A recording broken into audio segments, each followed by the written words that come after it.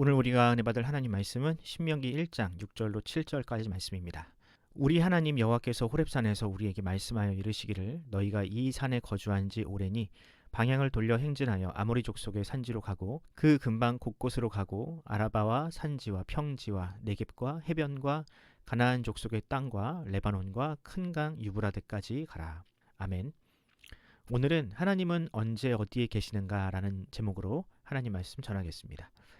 최근 보건복지부의 통계에 따르면 노인 인구 중 치매 환자의 비중이 10%를 넘었다고 합니다. 즉 우리나라 고령 인구 10명 중 1명이 치매에 걸릴 확률이 있다는 뜻입니다. 그럼 치매는 어떻게 생기느냐? 치매는 70% 이상이 알츠하이머라는 병에 걸려서 생기는데 이 병은 타우라는 단백질이 뇌의 노화를 촉진시키고 신경 전달 물질을 가로막아서 생기는 병입니다. 그런데 최근 일본의 한 연구소에서 이 타우라는 물질이 언제 어떻게 생기는지에 대한 매우 흥미로운 결과를 내놓았습니다.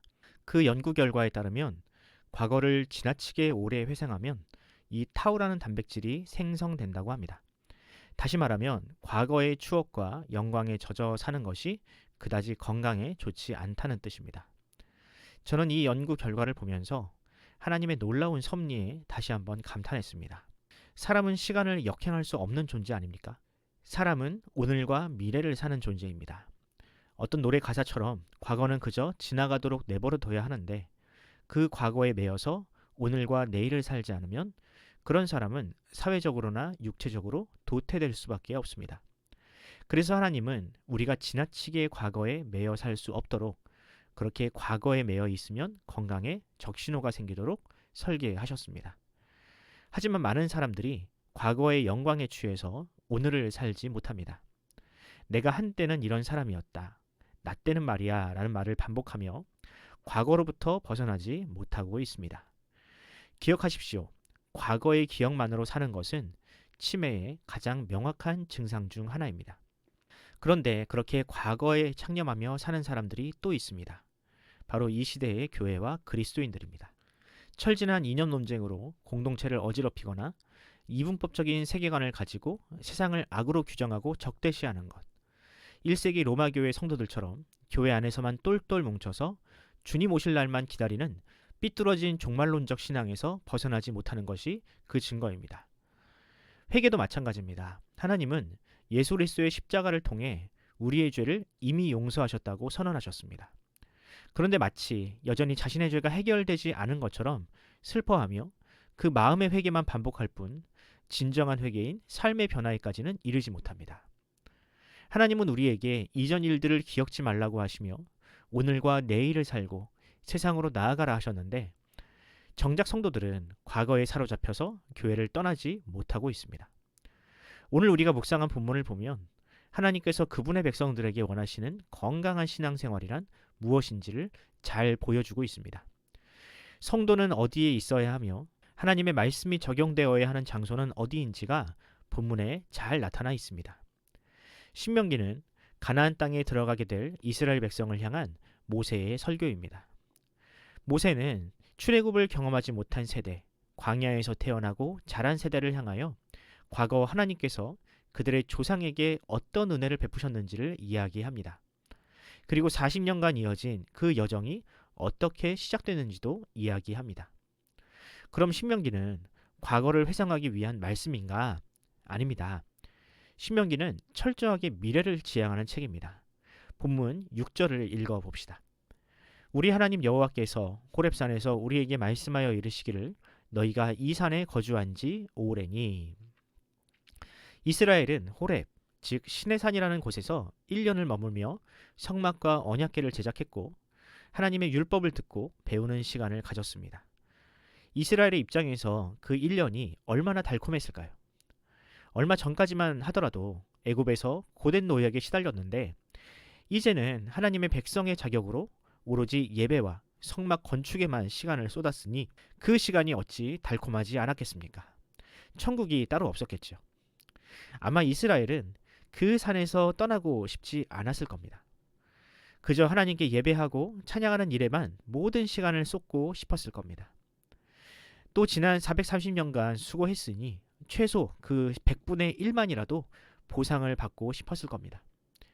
하지만 하나님은 그 1년의 시간이 너무 길었다고 하십니다. 그리고 너희가 있을 곳은 여기가 아니라고 하십니다. 너희가 해야 할 일도 그저 성막이나 제작하고 그 안에서 예배만 드리는 것이 아니라고 하십니다. 그럼 이스라엘 백성들이 있어야 할 곳은 어디입니까? 이어서 7절을 읽어드립니다. 방향을 돌려 행진하여 아모리 족속의 산지로 가고 그 근방 곳곳으로 가고 아라바와 산지와 평지와 네겝과 해변과 가나안 족속의 땅과 레바논과 큰 강 유브라드까지 가라. 그들이 있어야 할 곳은 이방인들이 사는 가나안 땅이었습니다.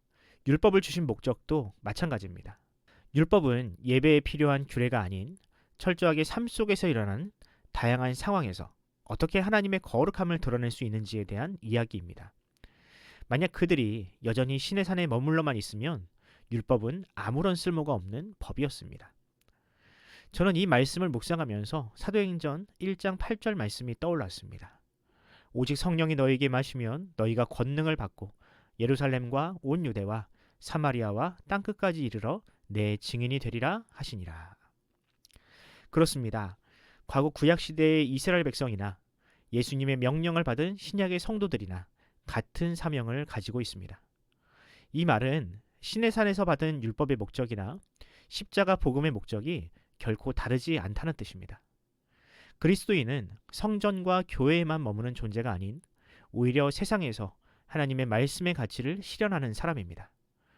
하나님의 말씀은 죄인을 회개하게 할 뿐 아니라 적극적으로 세상으로 나아가 새 사람으로 살게 합니다. 만약 구원을 받았다고 하는 그리스도인이 그저 교회에만 있기를 좋아하고 과거의 은혜에 받은 이야기 혹은 이스라엘의 역사에만 함몰되어 있다면 그런 사람은 하나님의 뜻을 오해해도 한참 오해하고 있는 것입니다. 그러므로 사랑하는 성도 여러분, 지금 여러분이 계시는 그곳이 여러분에게 맡겨진 선교지라는 믿음으로 최선을 다하시기 바랍니다. 그곳에서 사랑과 정의와 섬김의 아이콘이 되어 예수 그리스도의 십자가 사랑을 실현하십시오. 하나님은 교회에도 계시지만 삶의 현장에서 말씀으로 치열하게 살아가려는 그리스도인들과도 함께 하십니다. 바라기는 오늘 하루가 주님과 동행하는 복된 시간이 되길 바랍니다. 교회에서만 만나는 하나님이 아니라 말씀으로 치열하게 살아가는 그리스도인을 도우시는 살아계신 하나님을 만나는 저와 여러분이 되기를 간절히 소원합니다. 기도하겠습니다. 언제나 우리와 함께 하시되 세상 속에서 더 친밀하게 다가오시는 주님, 주님의 은혜에 감사드립니다. 주님은 우리와 24시간 함께 하시기를 위해 우리를 구원하셨습니다. 하지만 우리는 그런 하나님의 마음을 알지 못하고 그저 교회에서만 잠깐 위로를 주시는 하나님으로 오해하며 살았습니다. 주님, 우리의 연약함을 용서하여 주옵소서. 그저 종교인으로만 머물렀던 게으름과 나태함을 용서하여 주옵소서. 이제 그런 제자리 걸음을 벗어나 날마다 주님과 동행하고 과거가 아닌 오늘과 미래를 바라보며 진실한 회개를 주님께 드리는 그리스도의 제자로 살게 하여 주옵소서. 교회 안에만 머무는 신앙생활이 아니라 세상에서도 빛과 소금으로 사는 성도다운 성도로 살게 하여 주옵소서. 감사드리며 우리 구주 예수님의 이름으로 기도합니다. 아멘.